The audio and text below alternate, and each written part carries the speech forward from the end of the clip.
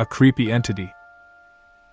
This past winter I hiked a very high peak with a buddy of mine and camped out overnight. Everything was fine the entire first day we were there. We had a great night's sleep and woke up early to hike back to the parking area. On the way back down the trail, my friend and I noticed that someone else had been hiking as well. About a mile after walking, I stopped and saw that my full name, first and last, was drawn into the snow on the side of the footpath. I didn't do it, either did my friend. It was snowing a bit throughout the night, and if it was drawn the day before, the snow would have covered it up. We got a bit freaked out and decided to hustle back to our car so we could get out of there. We finally get back to the parking area and I went to sign myself out of the registry book. When I turned the page to where I signed in, I see that someone had scribbled out all of my information so you couldn't read it anymore. No one else had signed into the book besides myself for 3 days. I will not be going back there. Film camera. In the 1990s I was a very accomplished camper and survival enthusiast. I enjoyed going on solo trips for 2 weeks or so, completely on my own. I would stop and hit a store, a couple hours before heading out to my destination to get some supplies, and that would be it for people in my world. I would see bears, moose, wildlife, but that's it. It was great spending my time reading and just traveling around. For each trip, I would take 10 to 14 disposable film cameras with me. A couple of days after one of my trips I took the cameras in to be developed. When I got them back, I was sitting with my husband at home looking through the pictures. Once I got to the 5th or 6th roll, I almost had a heart attack. I found a picture of myself sleeping at one of my campsites. I swear, I didn't see another person anywhere on that trip. She goes on to explain that she has never gone solo or camping for that matter since. Her husband could not get her to go anywhere near the woods after that. Which is probably wise. Camping alone is never a good idea. The Witch. When I was younger, around 14 or 15 years old, my family used to camp at a state park. Every night my friend and I would walk through the woods. We called this the ritual. This particular night we decided to walk further into the woods than usual. We had flashlights we liked to try and navigate through the woods with them turned off. We were about half a mile from the nearest campsite when we heard soft whispering behind us. Obviously we hit the flashlights and spun around. Didn't see anything. So we kept walking and we hear it again. This time we stop and look around a bit before we decided to head back to our campsite. Then we see what's whispering. It's a lady crawling on the ground whispering just random words. She was wearing dark clothes and was covered in dirt. When she sees that we notice her, she stands up and declares that she is looking for her campsite. We ended up walking her back to the campground and tried helping her find her group. Turns out she was just super drunk/high and got lost trying to find a bathroom. Her friends didn't even notice she was missing, and if we didn't go that far into the woods she would have been lost all night. It was pretty creepy. The Chase.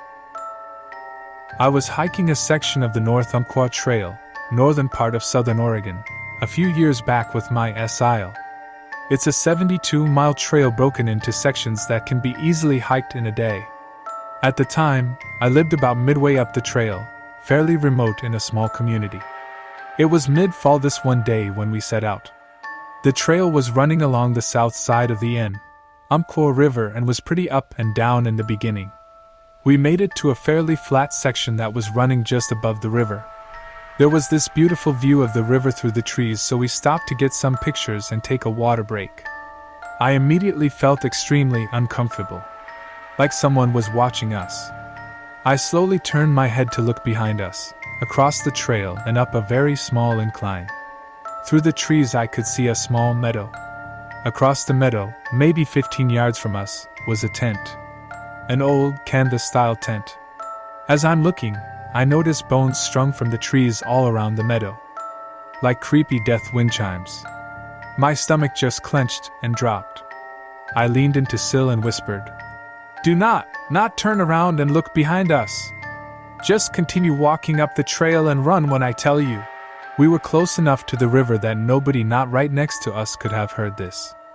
She did exactly as I told her to, setting off at the brisk walk we'd been at before.